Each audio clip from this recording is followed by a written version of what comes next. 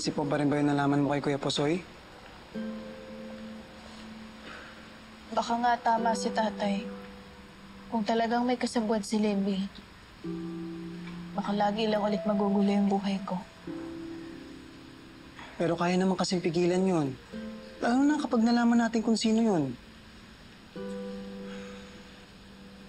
Promise, Princess. Hindi ko na ulit hayaan may manakit pa sa'yo. Salamat, pero hindi mo naman responsibilidad yun. Pero buong puso kong kayang gawin yun.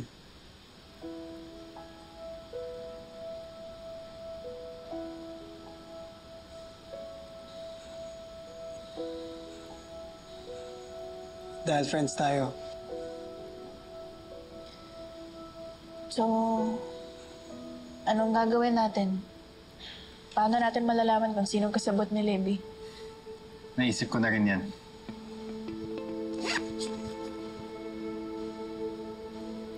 Ito. Extra phone ko to. Teka, ano naman gagawin natin dyan? Ito ang magiging source of information natin. Ano? Watch and learn.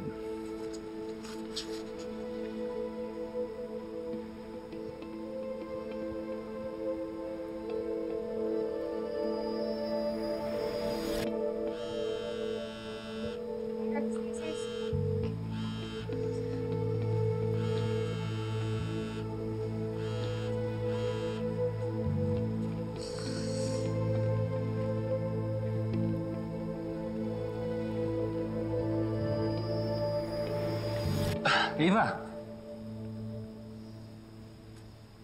What do you want? I don't want to be near you. Malay ko ba kung anong pinaplano mo? Siguro ako'y susunod mo sa pranking videos mo, no?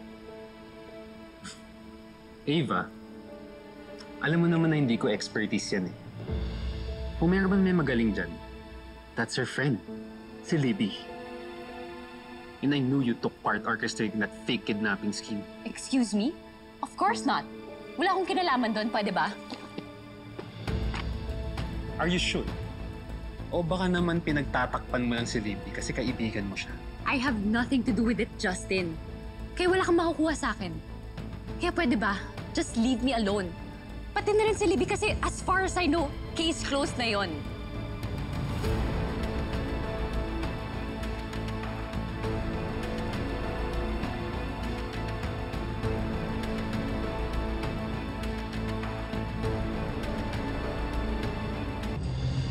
Akala ko hindi ka nalalabas because of what happened.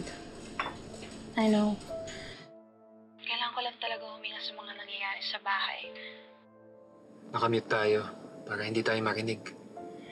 Teka, sigurado ka ba dito, Justin? Tiwala lang, bro. I was stressed dahil sa nangyaring gulo with that princess. Tapos ngayon dumadagdag pa si Mommy. Speaking of the gulo, Justin approached me earlier after class. Ano mo bang pinagbibintangan niya ako na may kinalaman ako sa kidnapping scheme? Just don't mind him. Alam ko naghahanap lang naman ng issue na pwede niyang ibato sa akin. Pero, Libby, di ba may kasabot ka naman talaga sa kidnapping na yun? Kasi hindi mo naman kayang gawin yun mag-isa eh. Really? Talagang pag-uusapan natin yan Ngayon, nagtatanong lang naman ako. Siyempre, hindi mo naman may aalis sa akin na maging curious. That stupid case is already closed. Kahit sabihin ko pa sa'yo ngayon kung sino yung kasabot ko, it doesn't matter anymore. So, meron nga. Oo, meron. Satisfied?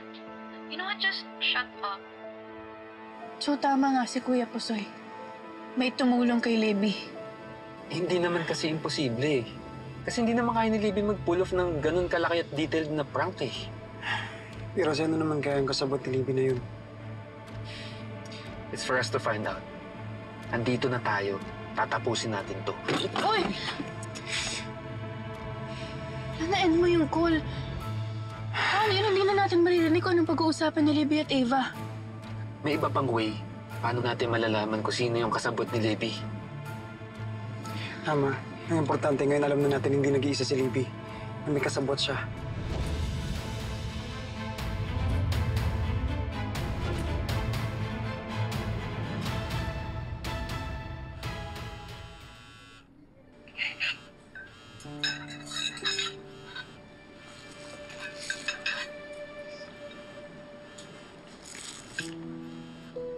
hell is this? Eva, it's a phone. Oo, alam ko, Libby. Pero this isn't mine. Paano to napunta sa bag ko? Aba, malay ko sa'yo. No, seriously. Wala yan sa bag ko kanina. Imposible na na-prank na naman ako. Allergic na ako sa mga prank-pranks na yan, ah. Wait. Diba ang sabi mo nilapitan ka ni Justin kanina? Oh. Hindi kaya siya yung naglagay niyan dyan?